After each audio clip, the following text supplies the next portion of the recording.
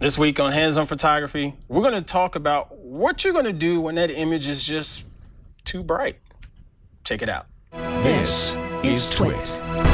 This episode of Hands on Photography is brought to you by Masterclass. For a limited time, when you buy one annual Masterclass all-access pass for yourself, you get another one to gift for free at masterclass.com/hop.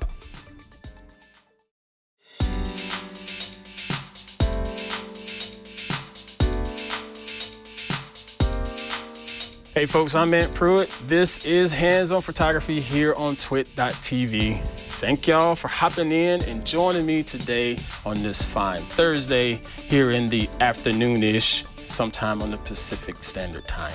I'm not sure what time it is at this point, but it is all good. We're gonna have a good time and we're gonna talk about some different tips and tricks to help make y'all better photographers, regardless if you're using a smartphone or if you're using a DSLR or one of those fancy Reds, whatever you have. We're gonna have some fun with it.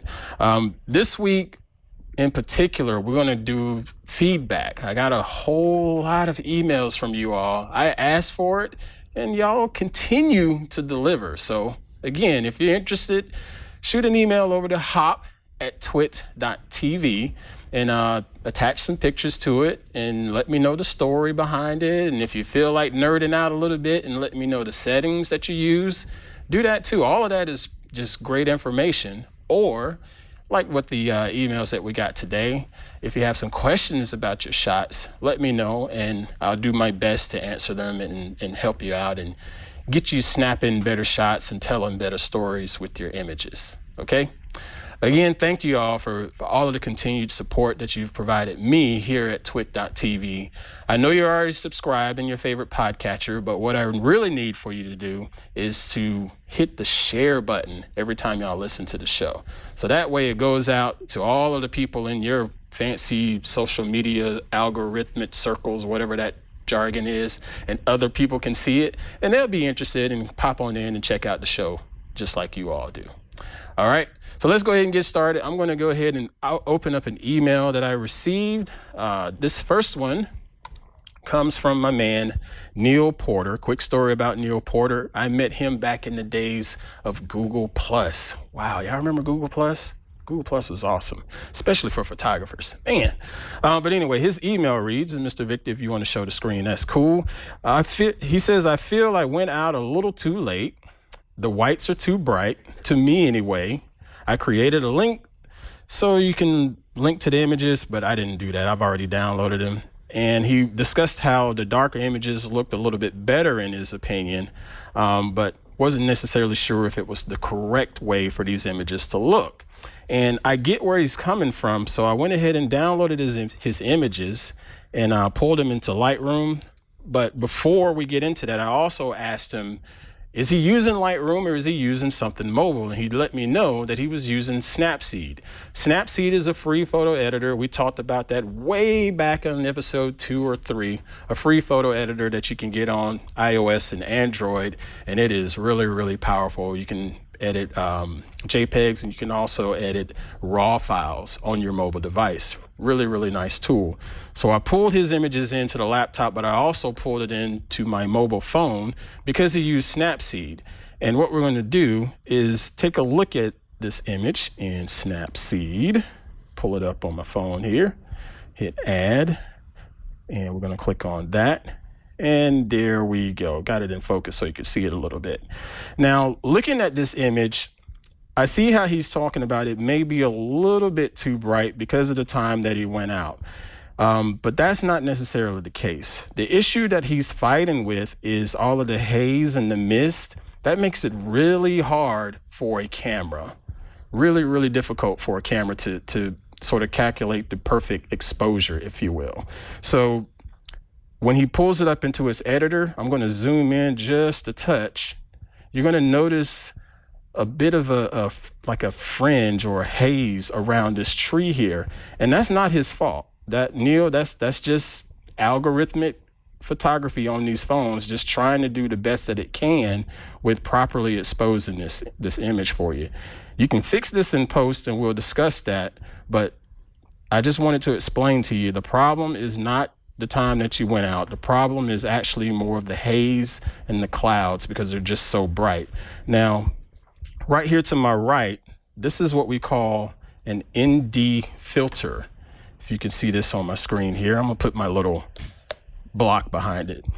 These filters you put on the front of a camera lens to help cut down on the amount of glare that is coming into your camera. You got a bunch of different filters. You have ND filters, which stand for neutral density. And you also have graduated filters, which have a little bit of a different effect. I'll show you those in a minute. But with this ND filter, you can change it as far as the density with how dark you want it to be. So as I twist this handle, you notice that you can see through it a little bit better now. And as I twist it back, it's going to get a little bit darker, about like putting sunglasses on the front of your camera. When you have it a little bit darker like it is now, you're forcing your shutter to stay open just a touch longer instead of it being a real quick shutter, because the longer the shutter is open, the more light is going to come in. But you can also use this to sort of be like a polarizer, the way your sunglasses are, to break down on the glare that you're seeing in your scene. So this is, like I said, an ND filter. Now I'm going to go back to the phone here. All right, so now with this image, the trick that I have for it is we can take the contrast out of this, because what contrast does in your images when you're trying to edit is it helps break up the actual colors in your scene. So you get more of a delineation of this is red versus this is orange. You can really sort of define the colors in your scene. So what I'm going to do, even though this doesn't have a lot of color, decreasing the contrast is going to take the black levels down, like so.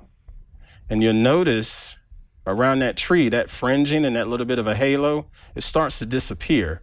Now, ideally, you don't want to do this, depending on your art or what have you. You don't necessarily want to take all of your contrast out, but it really did help in this scenario.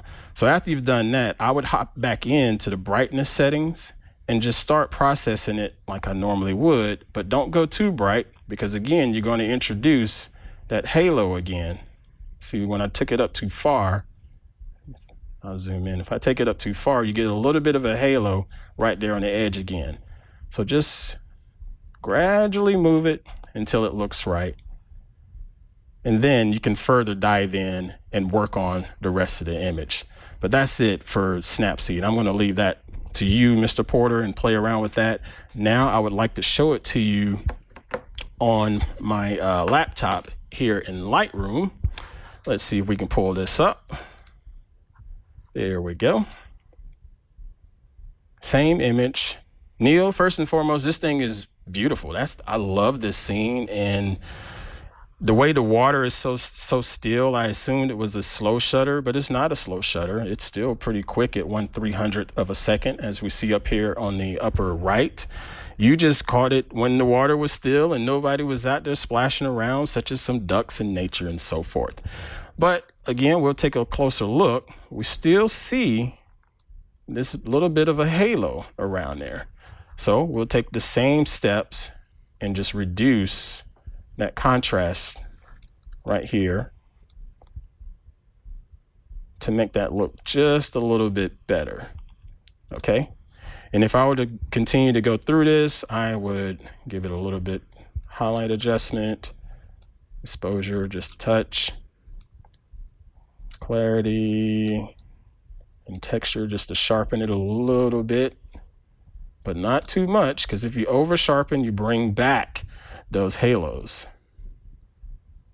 Haze, saturation, and this is done, dude. And I always like to take scenes like this and give it a little bit of a vignette, like so. Now, we talked about cropping in the past. I am going to crop this because I have a little bit of a pet peeve about things being distracting in the image, such as this little, looks like a bridge or maybe like a dock. So I'm just going to get rid of that. Okay, so that's done. But now this is something else that bothers me. And it's a little weird, I know. If you take a look at this branch, it has a diagonal way that it's laying here in the frame.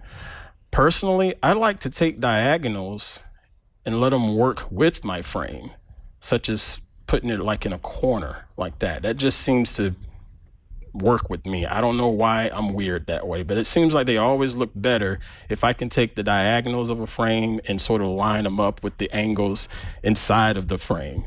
So we'll turn that off, and this should look a lot better.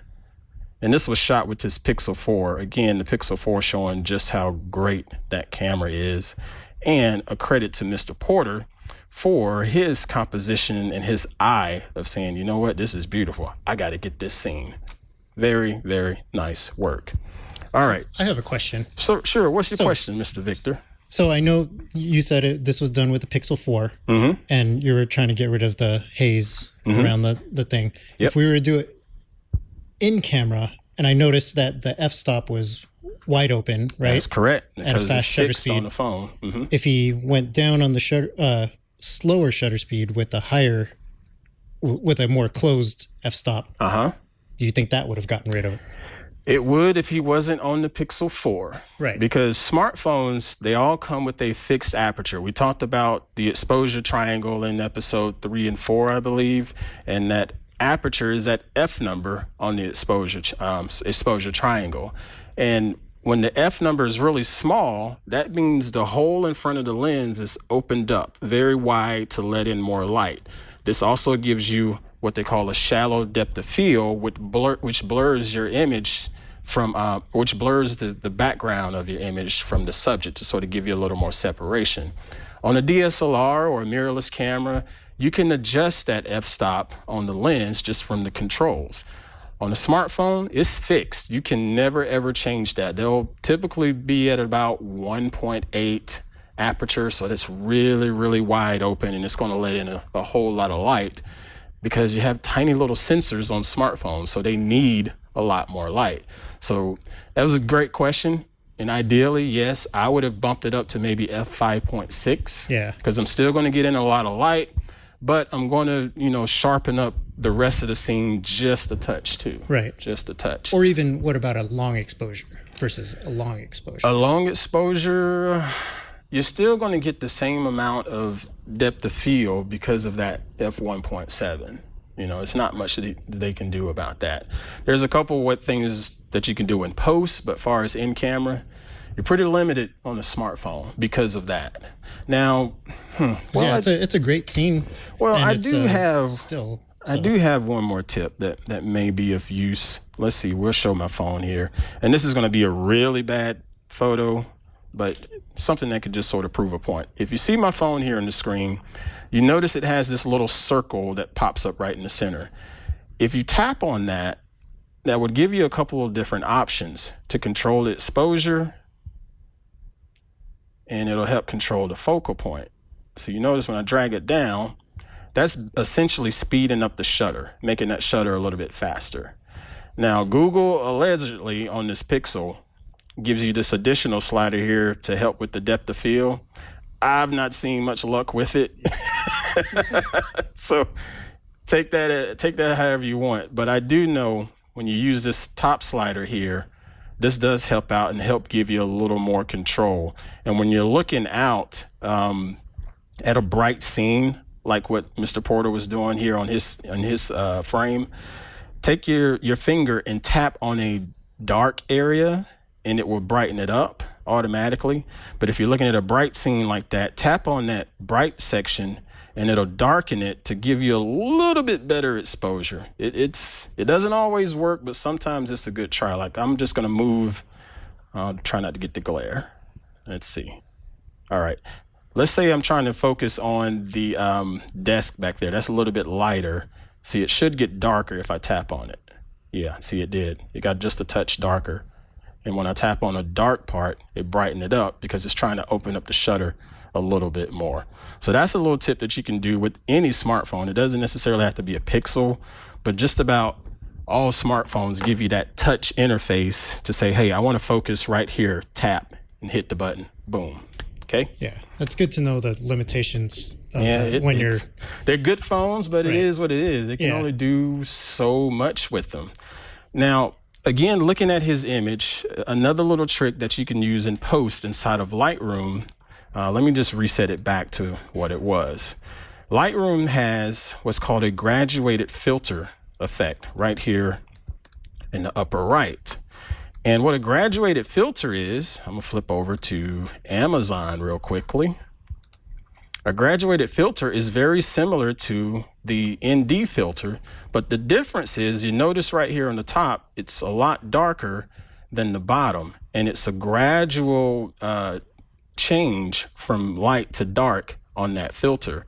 And you want to use something like that when you're shooting water, you're shooting clouds, and it will really help break up those extreme highlights in your image. If you don't have that, Lightroom gives you a little effect where you can just sort of drag it over like so. And then you just go to, say, exposure. And I'm going to take it all the way down like that. So now you notice it's dark at the top, but it didn't really affect much down here. So if I even narrowed this, you can see the effect even more like that. Now, of course, that's a horrible edit. I'm just trying to show you how this tool works. So if you bring it up really high, you notice it's not much of a change. But as you take it down, you'll see that it's only affecting this upper portion of the filter. And if I stretch this out, this makes the filter larger. And it's affecting, again, just that upper portion.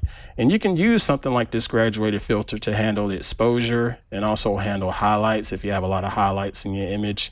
But this image is pretty good from the highlight standpoint, because if you notice on the histogram, this piece right here is the highlight piece. And it's a really, really, really low reading on it. So he's good on his highlights. It's just a bright image overall. But that's something that you could play with. Let me go ahead and turn that off. Put the contrast back to a lower number. Now we'll add the graduated filter, and it may look just a little bit better that way. Exposure. There. Just a touch. You just have to play around with it. But again, that's a good option that's built inside of Lightroom that may help you out. It's not going to work for every image, but it's something that you can think about when you're shooting landscape, shooting lakes and water and things like that. That's going to give you a lot of reflective light and a lot of negative vibes to your lens trying to figure out what you're shooting. All right, so thank you, Neil, for that. We're going to take a quick break to thank this week's sponsor of Hands-On Photography.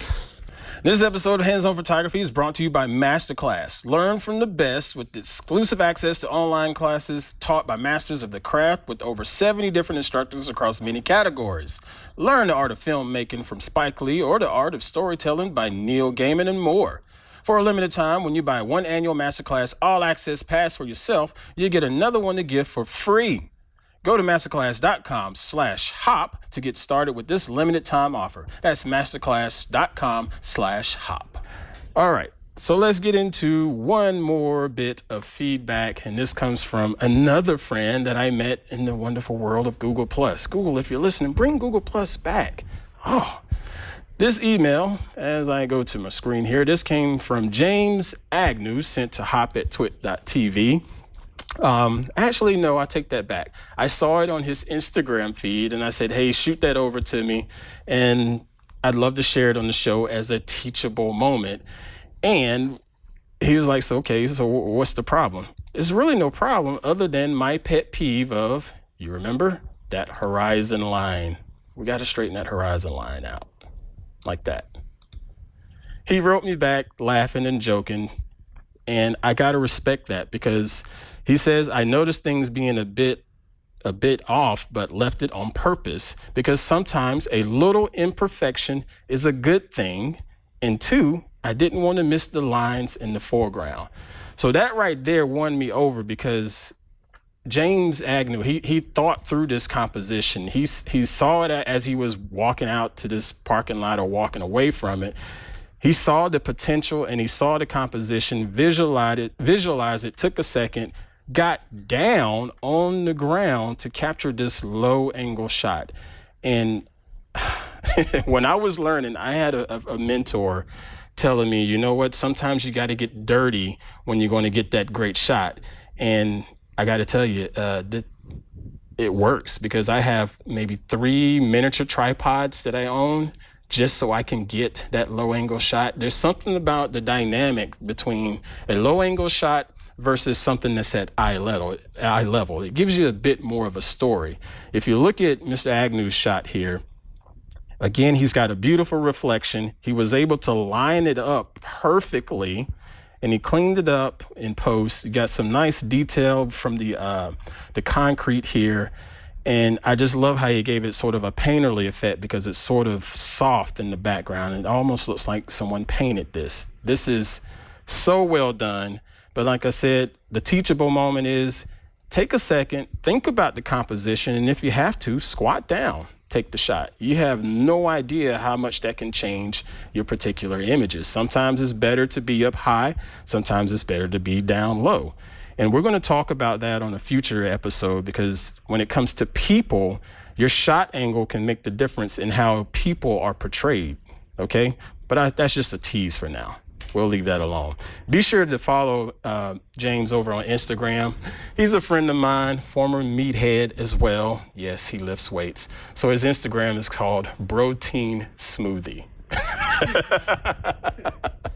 I love it. Hey, Big J, thanks for sending that over to me, man. Thank you very much. All right, folks, that is going to do it for this week's episode of Hands-On Photography.